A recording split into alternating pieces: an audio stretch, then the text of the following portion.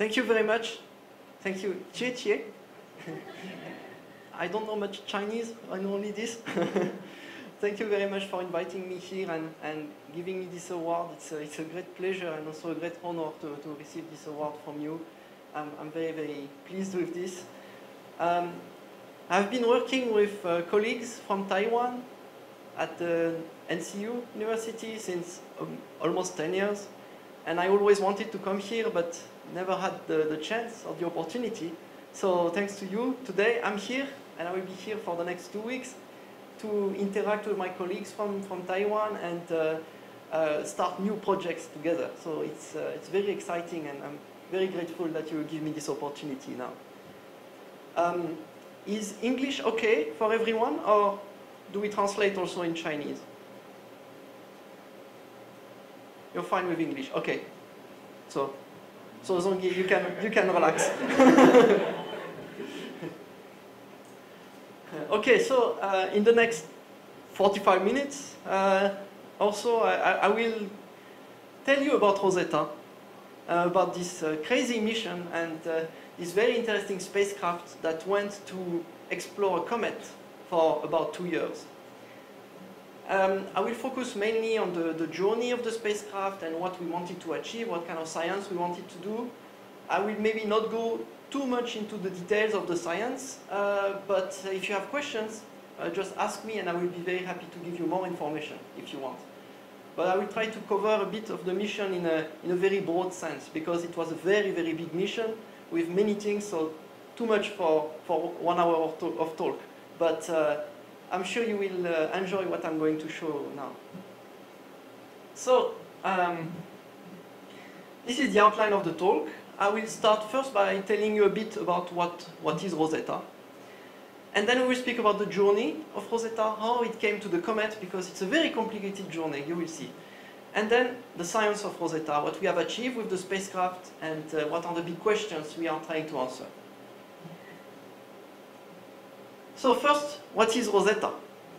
Yeah, you will see in my talk many of these small cartoons. This is something the European Space Agency had designed to explain the mission to the children mainly, but I like this very much. It's cute. It's a good way to show our mission to the people.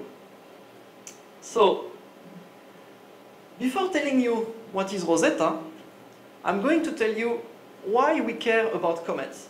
Why are comets important? Is there a laser pointer, or I can use the mouse? Okay. So,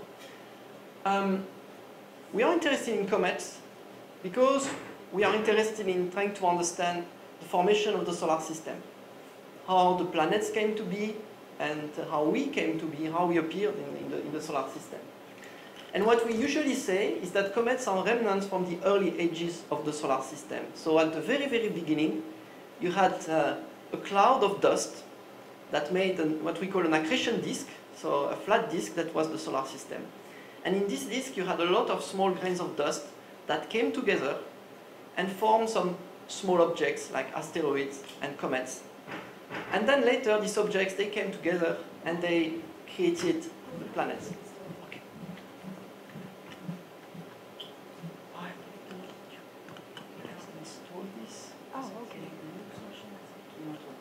I will just use the laser.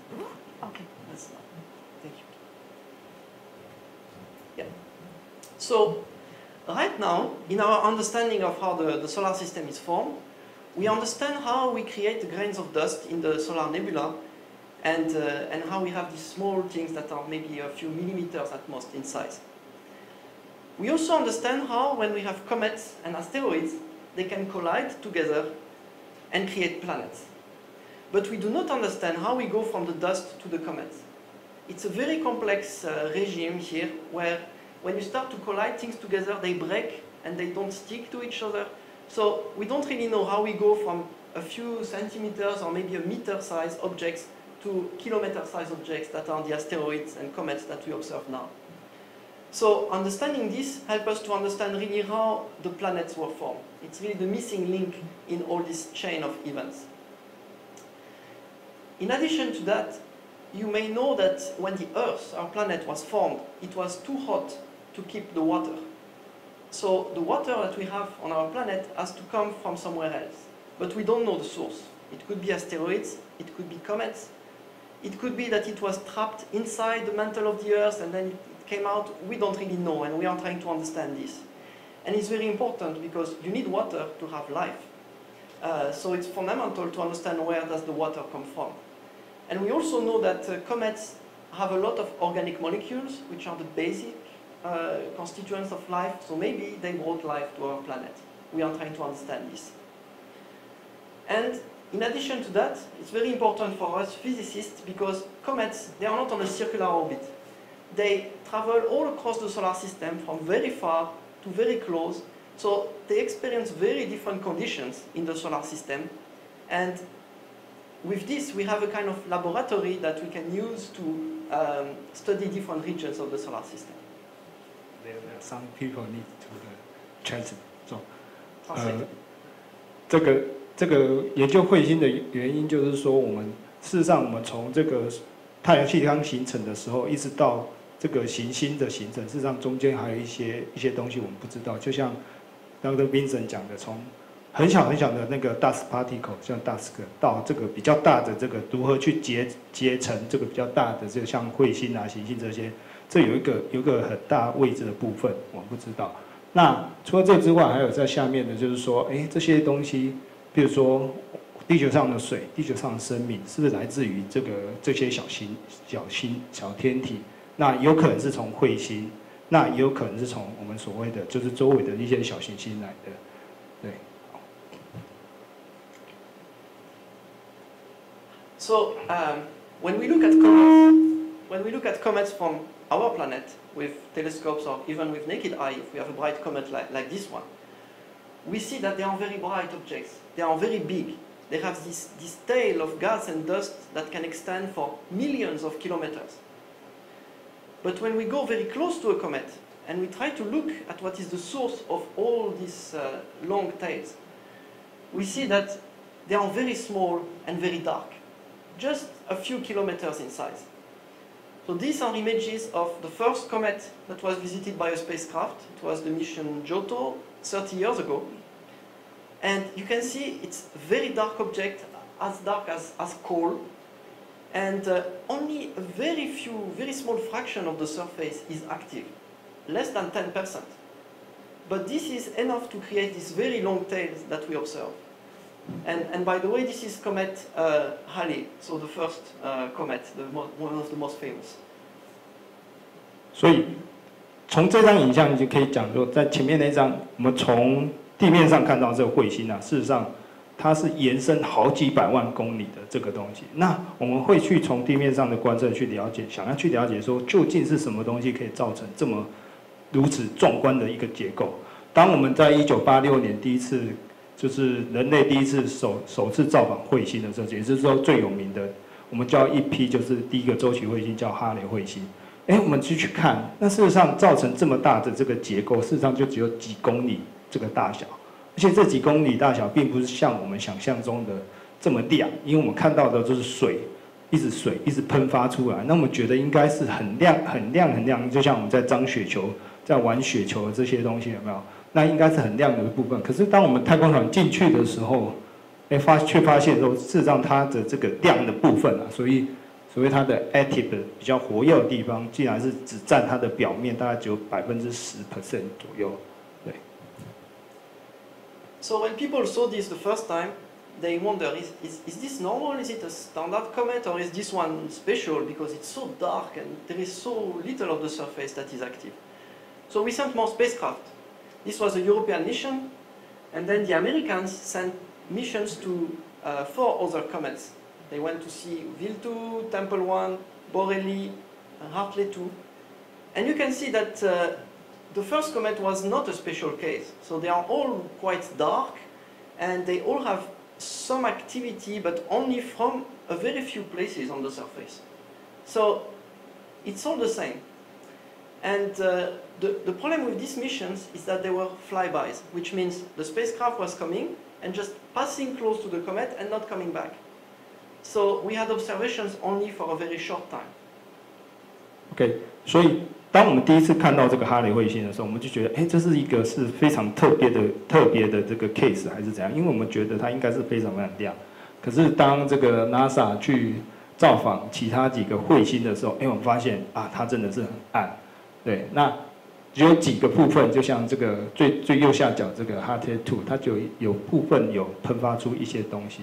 那值得注意的就是说，这些观测啊，就是都是太空船，我们所谓的匆匆一瞥，就是从它的这个旁边经过之后，那不会再持续的看它，就是所谓的 flyby。So all these missions, they brought many questions, many things that we did not understand, even if we had all this data.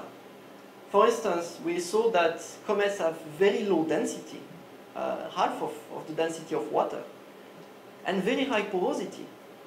So it's mostly empty space inside the comet, but we don't know if it's a small void, and many of them are very big holes inside the comet, because we don't know what is the internal structure of the nucleus.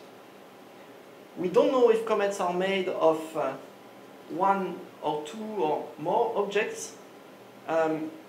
We don't know why there is very localized activity, because our models that explain how the comets are formed, they say that the comet should be homogeneous, so the same everywhere, but it is not the case, obviously, in the images.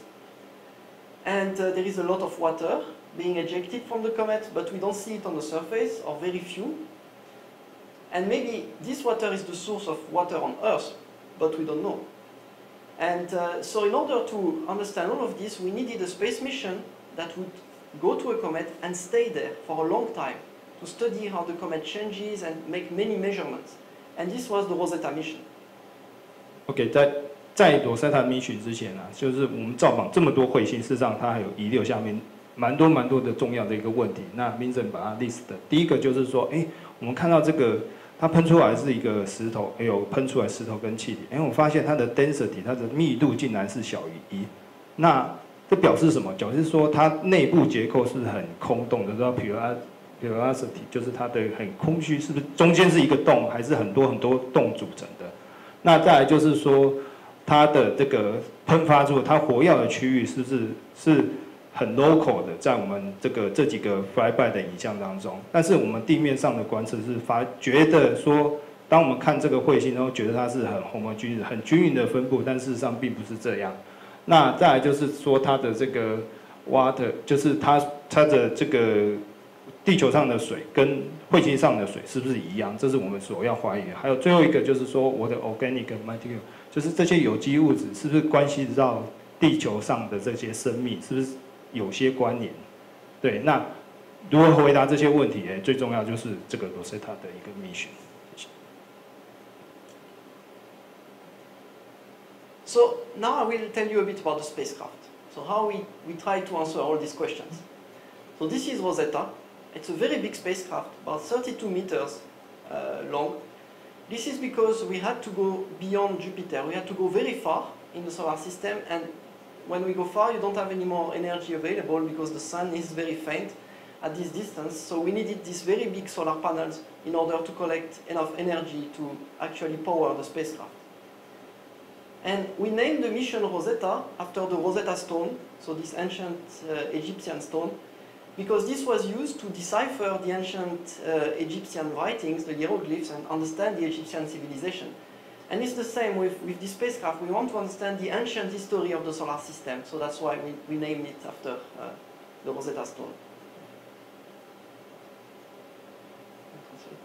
OK， 所以为什么叫 Rosetta？ 大家知道，因为它是这个 stone 是解开这个古老的那个埃及的一个象形文字非常重要一个石碑。那我们希望也是借由这个 Rosetta 去解开我们想要知道一个。这个地球或太阳系生成之谜。那 Vincent 刚才提到这个 solar panel 是非常长，那原因是因为我们在这个绕行这个轨道的时候是有时候当时候就是会距离这个太阳非常遥远，所以就需要这么长的这个 solar panel。To give you an idea about the instruments we had on the spacecraft, so this is the electromagnetic spectrum. This is the visible range, so that's what we see with our eyes. And well, you're building instruments or electronics here in this company, right? So you know a bit about this, I believe. So we had different instruments on the spacecraft that were looking at the comet in all these different wavelengths. So we tried to cover as much as possible of the electromagnetic spectrum. And the reason for that is that every wavelength is telling us information about some different things on the surface. So for instance, with visible and infrared, you see the morphology, the mineralogy, and maybe the temperature of the surface. If you go to longer wavelengths, you're more sensitive to what is inside the nucleus. So with radar wavelengths, you can send the wave inside the nucleus and get it back, and you can measure what is under the surface. And with short wavelengths, you can see the molecules, you can see the atoms, so you get a very good idea of the composition. So with all of this, you can build a full picture of the comet. And this is the spectral range. And for the spatial range, before Rosetta, the best images we had for comets had the resolution of 10 meters per pixel, and only in some small regions. Now, thanks to Rosetta, we achieved 10 centimeters per pixel everywhere on the surface of a comet. And we had other instruments that locally got even better than that. We had one instrument that was collecting grains of dust and analyzing these grains of dust in the spacecraft with an atomic force microscope.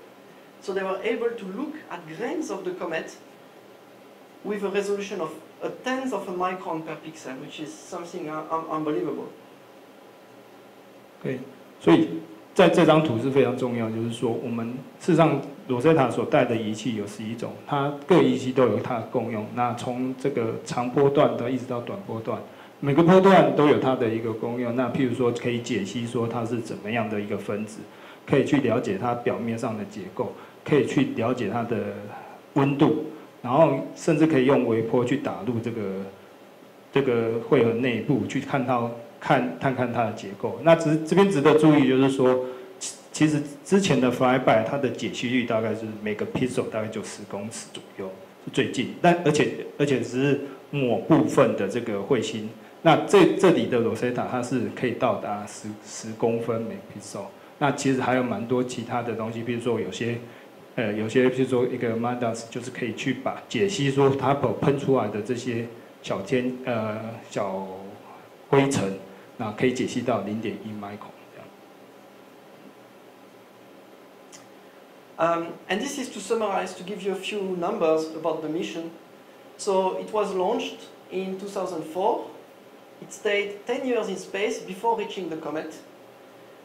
I like to say it visited 2.5 planets because on the way to the comet, it took pictures of the Earth, of Mars, and the Moon, which is like half a planet. And 3 asteroids. Asteroid Steins, asteroid Lutetia, and Phobos, a moon of Mars, which is a small asteroid. And then we arrived at the comet. We stayed around the comet for 2 years from 4 astronomical units. So 1 astronomical unit is the distance between the Sun and the Earth. So 4 times this distance to 1 and then back. And with all these instruments. And to give you an idea, a mission like Rosetta, it cost 1.4 billion euros, which is the price of 4 big Airbus. So it's not too much for a space mission. But with this, we could achieve a lot of science. 所以这个 mission 在我们台湾来讲的话，就是大学的这个5年500亿，500亿，转换成台币的话，那从2004年，然后一直到2014年底啦，或已经大概10年时间。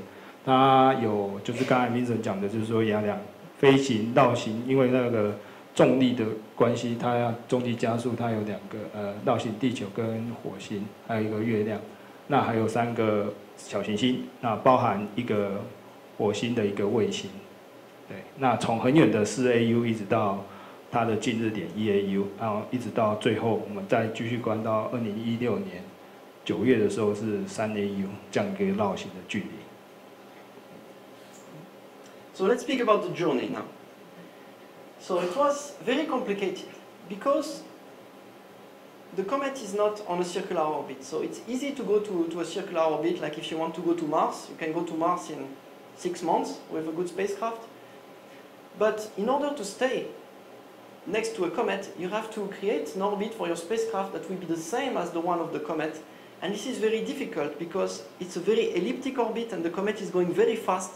So you need much more energy than what you have with your rocket. So in order to achieve this, we had to design a very complex orbit, and we had to fly several times around the Earth and then around Mars, so to get some gravitational pull from Mars, get more energy. And then we flew past a small asteroid. We took many pictures of this one. And then another asteroid, and then again the Earth. And then finally we arrived at the comet, and we stayed there for 2 years. Oh, sorry. So now I show you a few pictures from the journey from Earth to the comet to show you a bit of what we did. So we launched in 2004 from Kourou in French Guiana with the Ariane 5 rocket. And then we went around the Earth, around Mars, and we arrived at this small asteroid. So this is asteroid Steins, and we took pictures on the way we were arriving to Steins. And yeah, you see, so these are some images of the flyby. So we were passing very quickly. And on Rosetta, we had 2 cameras, a wide-angle camera and a very narrow-angle camera. And unfortunately, the narrow-angle camera was not working at that time. We don't know exactly why. There were some technical issues, so that's why the images of this asteroid are not too nice. But we fixed the problem for the next asteroid. 所以，这个是其中一个 flyby 的那个小行星，那它的形状，它就像一个钻石一样，就是 diamond asteroid。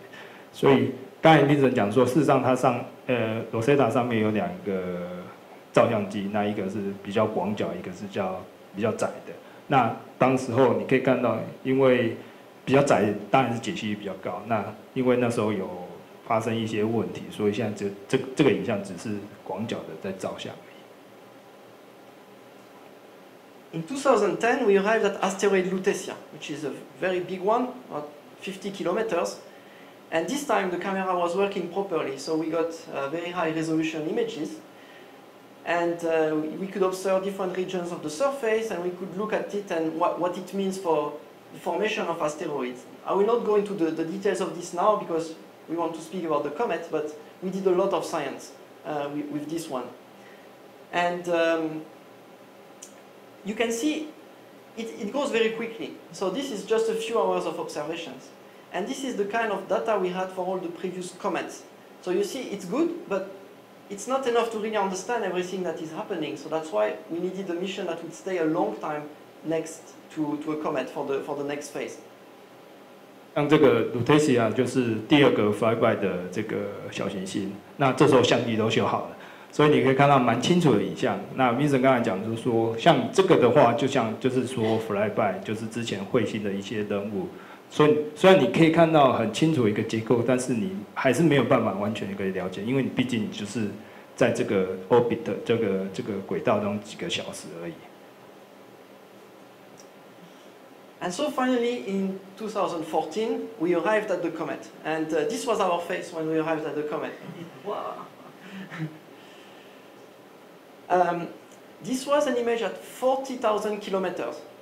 This is the comet. We don't really know what it is. It's just some bright pixels in the image. 所以这个大概是距离2014年，当事实上这个 Vincent 没有提到，就是有个因为距离实在太遥远了，就距离彗星距离太阳太远，所以它一个 hibernation 大概30几个月的 hibernation 就是休眠。那这个是事实上这是第一次做这个休眠的动作，所以他们不知道，就是我们私底下讲，就是这些做彗星的专家，每次在这个休眠期间20几个月在开会的时候，我们别人都会嘲笑我们，就说：“哎呀，你们这些人真的在做什么都不知道，因为我都不知道你给我这个仪器还会再重启啊。”这时候我们一直被笑。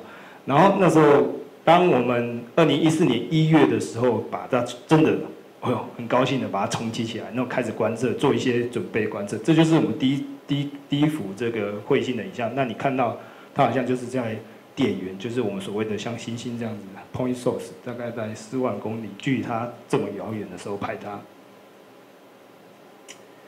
So this is the next set of images, this time at 12,000 kilometers, and we start to see that the comet has very strange shape. It's like two different bodies that are rotating together, and it looks like a duck. This was important because this was in July 2014. This was the first time we would start to see something about the comet, and we knew we had to land on the comet a few months later. So starting from that time, we had to build a high-resolution shape model, and we had to calculate everything to be able to land on the surface 3 months later. 事实上，这是蛮重要一个里程。为什么？就是说，因为我们这个 Rosetta Mission， 它除了这个绕行之外，它主要一个任务就是有个 Lander Philae 在上面。那你可以想象中，像火星啊，这个我们长时间去做观测，因为你知道它有 satellite 在绕行嘛，所以你很容易知道说我这个 lander， 譬如说 opportunity 或者 curiosity 这些机会号、命运号要降落在哪里。可是当我们接近这个彗星的时候，只有3个月的时间，我们很快去研究说我们到底要降落哪里，然后哪个地方值得去探讨。那因为这是第一个，因为我们刚才从这个点源一直到这里，就是非常 shock， 就是那刚才 Vincent 讲说这个像事实上当时候我们比较 popular 这些黄色小鸭来台湾这些黄色小鸭 ，OK。 And so the next step is at 1,000 kilometers. And I like to show this image because this has the same resolution as what we had with the previous missions. So 10 meters per pixel. And when you look at this, you see the comets, they are not very different from each other. Okay, maybe this one has a strange shape, but you find the same kind of features. You find these craters, these holes on the surface. You have smooth regions. You have a bit of topography here or there, but we don't know exactly. It's not, not very complex topography. It's overall very smooth. So these objects, they look more or less the same. So this is at 1,000 kilometers. 这个就是做3个彗星的比较，因为之前 Flyby 是蛮长距离的一个 Flyby， 那这个刚好就是同样的一个 resolution。我们刚才讲说，之前最好的就是10公尺每个 pixel， 所以 Vincent 把它放在一起。那你可以看到说，事实上这个除了这个 shape， 这个形状是不一样的，事实上它其他一个，比如说坑洞啊，有一些比较平滑的一个区域啊，这些事实上都长得还蛮像的。 But a few days later, we arrived at 100 kilometers. And then everything looked different. Suddenly, some regions where from far away it looked smooth and nothing was happening, we saw that we had giant cliffs. This is like 200 meters. We had very big holes into the surface, like caves. We had boulders everywhere. This is something that we had never seen before on a comet. We didn't even know that it was possible to create boulders with cometary material. And we had all this very complex topography, which is one of the major surprises of Rosetta. Because this forces us to completely rethink what we thought we knew about cometary material. 事实上这是第一幅，就是当那个 Rosetta 进入这个彗星的轨道的第一张影像。那你可以看到说上面有一些 boulder， 就是它一个石块，事实上它的大小跟我们的 village 就是我们的房子，事实上是蛮大的，很大的。有些比较大的石块跟我们房子一样大。然后还有一些悬崖峭壁，或者说就刚才 Vincent 讲的，有几百公尺高的一些峭壁，还有一些很深很深的一个坑洞。那这些都是我们看到这个 image 是非常非常 shock， 因为我们不觉得，因为我们应该觉得它应该是很 smooth 或是很 normal 的一个。那这是非常近照，让我们非常惊讶。And so we went closer and closer. After 100 kilometers, we went down to something like 30 kilometers, and we started to map the comet, so to look at every different region on the surface. And this is one of the regions, for instance. And then we went even closer, So you can see here, this is a zoom on, you see this boulder here? It's the same here. Maybe you can say in Chinese. 这事实上，这是这个，如果你看到这前面一个 Rosetta 这个 3D 的 model， 它是一个底部的一个影像。那刚才是 Vincent 就 zoom in zoom out， 不是的，就是在继续接近的时候，你可以看到这些石块啊，事实上是非常非常大的。你还可以看到一些痕迹在这边。Okay. And then even closer, and this is the same boulder as before. You see the size, about 30, 50 meters, maybe the size of this building here. So it's like a very big house. And these are the kind of images we could take with our camera. So we have a resolution here of maybe 30, 40 centimeters per pixel. 你就知道下面有个比例，你就知道这个石块的大小。所以我们事实上我们就是蛮靠近这个彗星，然后解析力蛮强的这样子。And why we take all these high resolution images? It's good for us, for the science, because we can analyze what is on the surface and understand it at very high resolution. But it's also good because we had to plan for the landing. So we had to find the right place for the small lander to go. And so now I'm going to speak a little bit about the lander. Not about the instrument, but mainly about what we wanted to do with this small spacecraft. 接下来我们就要讲一些就是有关这个 lander。那事实上，这 lander 它就是，我不知道大家体积多大，就是1公尺乘1公尺见方的这个大小。好。And so in November, on the 12th of November 2014, we released the lander from Rosetta, and then it went down on its way to the comet. And before that, the lander took some last selfie. So this image is when the lander was still attached to Rosetta, and it's from the camera that is on the lander, and you can see the solar panels of Rosetta on the back, and you can see the comet in the background.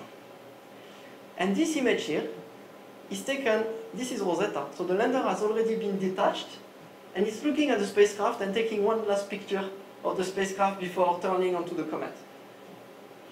这个是所谓的自拍照啊，自己拍自己的，所以是那个 Rosetta 上面的，我是这个照相机去拍lander， 就是 lander Philae 跟 lander Philae 自己上面也有照相机去拍，对，反拍回去。Of course, the lander was taking a picture of Rosetta, but we were taking pictures of the lander also to be sure that everything was fine and it was safe and it was going in the right direction. And so we took many pictures during the descent of the lander, and we put them together. This is just an artistic view, but these are the real images. So it's very small, the lander. It's just 1 meter in size, and it went like 30 kilometers away from Rosetta, but we could still see it. We could still see all the 3 different legs of the lander. And we took the images all the way down. 这个就是从那个Rosetta 上面的我去拍这个 lander 上面，那事实上他把这个 lander 丢下去的时候啊，是蛮高的，距比平流层大概30公里。那你要把这个 lander 丢到，我举一个例子，就是把它丢到这个玉山山顶上，哦，从30公里高的地方丢到那里，事实上是蛮准确，蛮赞的，对。And then we took pictures as the lander was flying above the surface of the comet. So you see one image here. So these are many mosaics, many images put together. And you see the lander. It's very, very small. And it's flying above the surface, going to the place where it's supposed to land, which is here. And so you see an image here, another one. And this is the place where the lander was supposed to touch the ground. Maybe you can say. 这事实上就是当 lander 靠近这个彗星的那个表面的时候，它所拍的照片，你可以 trace 这个那个 lander 直到它降落的最后一个地方。那刚才Vincent讲说，这个是我们预计这个那个 lander 要降落的地方，对。那你可以看到 before 跟 after 的一个照片的不同。So we had calculated the precise trajectory of the lander. And we knew that it would touch the ground here, around this time. So we took an image just before, and we took an image at the time of the landing, and there is no lander in this image. Instead, there are 3 holes in the ground, and no lander. So we were very confused. What is happening? Where is the lander? Because we received a signal from the lander telling us, okay, I have touched the ground, but it was not there. So a problem. And then we started to look at this image here. So the lander is supposed to be here, and we found it here at the edge of the image, and it's still flying. OK， 因为我们知道可以很准确知道他说他什么时候降落的时间，所以在这之前跟之后分别就是照这个地区的相片。那可是我们发现说，竟然他不在这个相片上，所以就开始找说，他到底在哪里？就发现他竟然还在飞行，这样子。So remember what I told you before. We didn't know too much about comets, and all our models they were telling us that the surface of the comet is very soft. So the lander was designed 25 years ago to be able to land and attach itself on a very soft surface. And indeed, it was soft for the first 20 centimeters. And then there was a very hard layer underneath. And the lander touched this and bounced. OK， 因为这个任务是在20几年设计，那时候我们对彗星的知识自然不是很了解，就是说，我们觉得它应该是一个表面应该是很 soft， 就是比较柔软的一个表面。那至少几公尺，所以那时候设计的这个 touchdown 的一个机制，就是说它可以稳稳的插在这个比较微软的这个表面。可是事实上不然，那它比较 soft 的部分大概就几十公分而已。那事实上底下还是蛮硬的，所以它就是被反弹出来这样。And just to give you an idea, we were supposed to land somewhere here. And the lander touched the ground and then jumped on the other side of this crater, so about 700 meters it jumped. But finally it landed in this region here, and it's very difficult to see. It is somewhere here. And we could take an image of the lander finally and find where it was exactly on the surface. And so the lander is here, and it was still working after all this bounce. Everything was fine. So the lander could take pictures of the comet from very, very close and could analyze what is on the surface of a comet. This is the first time ever we land on a comet, so this was very important for us. 虽然那个 lander 有bouncing，就是被探测到机制，但最后它还是降落在一个彗星的表面。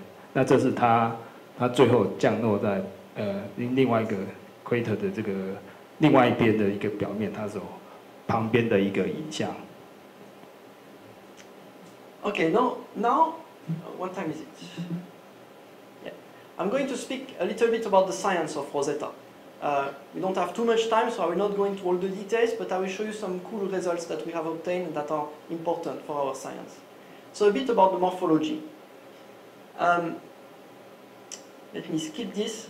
This is just to give you an idea of the size. So this crater here, so the lander Philae bounced over this crater. This is about 500 meters, so the size of the Taipei 101.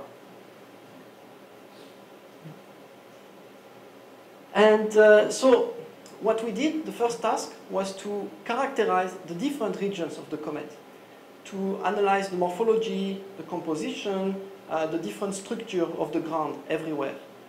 And so we did this first by designing the different regions, depending on the texture of their surface, and then by making a catalog of all the features we could observe on the surface of the comet. And this is one region that was cataloged by Vicky Lee, one student from NCU. OK， 这事实上就是你刚才那个事实上分了蛮多细部的这些，把它一个彗星的表面分了好几部分。那这个根据就是说它上面的一个就是表面的一个结构，像这个的话。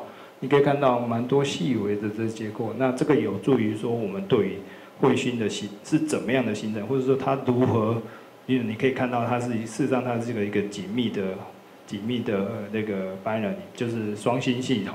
那你可以去用这个 feature 去解释说为什么它是怎样的形成。那这个部分的话是来自于就是中央大学一个这个地科系的一个学生所做的。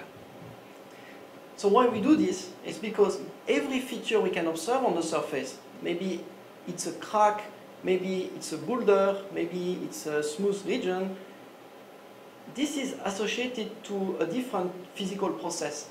So we don't do the mapping just for the sake of mapping. It's because behind this we are analyzing the physical processes that create these kind of regions. Because this tells us about the physical properties of the material and how this material came together at the beginning of the solar system. So these are different types of features we saw on the surface. We gave them funny names because nobody had done geology on a comet before, so we don't have words, we don't have a vocabulary to describe a comet. So we have to invent new words, and these are the funny ones. Then we will find more scientific words later when we understand more what is happening. But just to give you an idea of the surprises we had, these are dunes, like you find in the desert or on the beach. And this is a big surprise because there is no real atmosphere around the comet. There shouldn't be any wind that can transport the dust, but there is. And so we try to understand this because it's one of the big surprises. 事实上蛮多这个表面特征是我们不太了解，所以这个 Vincent 给来一个比较方言的、比较好的一些名字来代表，比如说那个恐龙蛋啊，那个像大象的皮肤啊。那最重要的是这下面这一个，因为我们知道说，当你在这个沙滩或者是在沙漠的时候啊，你可以看到说，因为风来吹动这些沙子，造成这些表面的纹理。可是你知道，就是说彗星是它没有大气的，那这个是怎么造成的？几个问号，谢谢。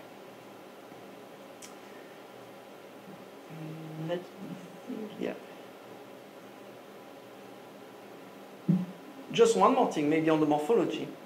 It's very important because it looks, for some regions, it looks very similar to what we observe on Earth. This is a picture of a cliff that has collapsed in France. It's about 200 meters. And this is a picture of a cliff that has collapsed on the surface of the comet. It is very, very similar. And this is because the ratio between the gravity of the comet and the cohesion of the material, how strong the material of the comet is attached together, this ratio is very similar. So many things look the same on the comet and on Earth. However, it's a completely different kind of material. So the physics are different. So we have to be very careful because these objects look the same sometimes, but they are very different inside.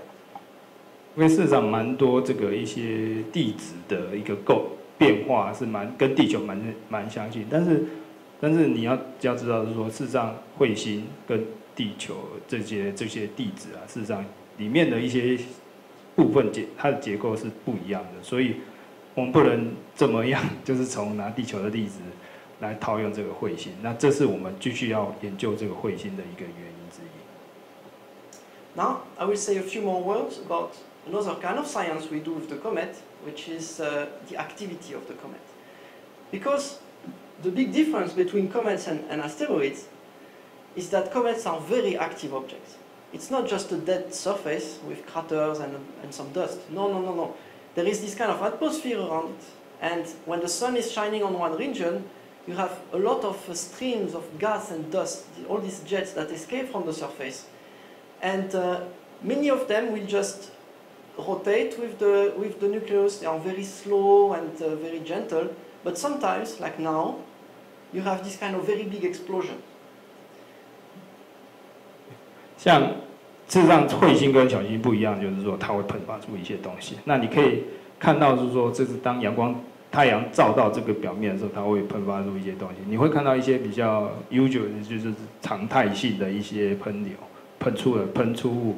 那你也会看到一些突然爆发的一个东西，这种叫做突然性爆。我们事实上我们看到蛮多东西，等一下 Vincent 会跟大家讲。And you have to imagine that we are flying there with the spacecraft, with our giant solar panels. So it's like a sailing ship in a storm, because we have to face all this strong activity and gas and dust without breaking the spacecraft, which was very challenging during the mission. 所以当时候大家设计的说，我们到底要距离？因为就我们来讲的话，当然是距离越近越好，因为我们看的东西越仔细越好。可是就这个太空船，这个就是操作这些太空船的人，一定是想要距离比较远一点，因为像这些突如其来的这些喷流，它要去避免掉。因为如果当一个很巨大的喷流打到这个仪器的话，你什么都不能看的。所以当时候我们还在接近这个彗星，我们就在那边拉锯，就说：哎呀，你不给我这么近，我就找不到飞雷。那真的是最后一天才找得到飞雷。对。Okay. So what we did is that for all of these jets, all these features, we tracked them down image per image, and then we could reconstruct their shape in 3 dimensions and find their source on the surface. And then we analyze their source to try to understand why is there a jet coming from this region, because this is a kind of mystery. And this is one example here where we found that many jets come out of this very big hole, so 200 meters in diameter. And actually they come from inside the walls, from the fractures that we see everywhere on the surface of the comet. 就像说，像这个你所看到最左边这个图啊，这个有些喷流你可以去追溯，是说，这些喷流到底从表面的哪里出来？那最特别就是说最右边这个，它竟然是不是在表面上，它是在这个洞的墙壁上所喷出来。你看它很细微一个小的结构从这个墙壁所喷出来的。If we can understand how this activity works, we can understand how the dust is attached to the surface of the comet, what's the composition, what kind of gas is accelerating this dust into space, and then this tells us how the comet was put together to begin with, very long ago. So just a few words now on this outburst. So I showed you the activity of the comet, and you have these explosions sometimes that before Rosetta we did not understand really at all. There are many theories, but many questions. So none of the theory or none of the models is really able to explain what we observe. So this is just a collection of many of these very big events, where you can see we have a jet that is as bright as the nucleus here. 事实上就是说，除了这个C4MP 这颗彗星之外，事实上我们在国王贝子有看到很多爆发的现象。那当然，因为你在国王贝子看到，所以就有很多理论去解释说，为什么它会爆发？那当我们进去的时候，我们更想要了解，因为我们看到这么多的 outburst 的出来。And so I'm working with Zhongyi on this. We have published several papers that try to understand, and we found something interesting for one case. Actually, we have many of them, but this is the best example. So we have this very big event. You see, this is a lot of dust that is ejected from the surface of the comet at one time in summer 2015. And at the same time, this cliff that I was showing you before, we see that it has collapsed. So this is an image before and an image after, where we see a lot of white material, fresh. This is a fresh part of the surface. And this is because all this region of the cliff here, it fell down, and a lot of the dust that was creating during this collapse was ejected into space. So we think now that this is an explanation for maybe half of the outbursts that we observe, that we have this kind of events everywhere. But there are more events that we don't understand yet. So we have published many papers on this topic. There is one new paper coming by Zhongyi, and we keep working on this. Okay.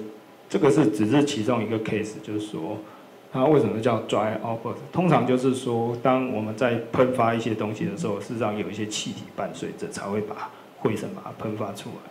那这一个 case 的话，它不需要这样的一个过程，它是直接就是说像摊方，就是我这边所讲的摊方。那这些摊方的话，就会造成这个灰尘被大量的把它eject，就是到太空里面，造成你所看到这一个 outburst 的。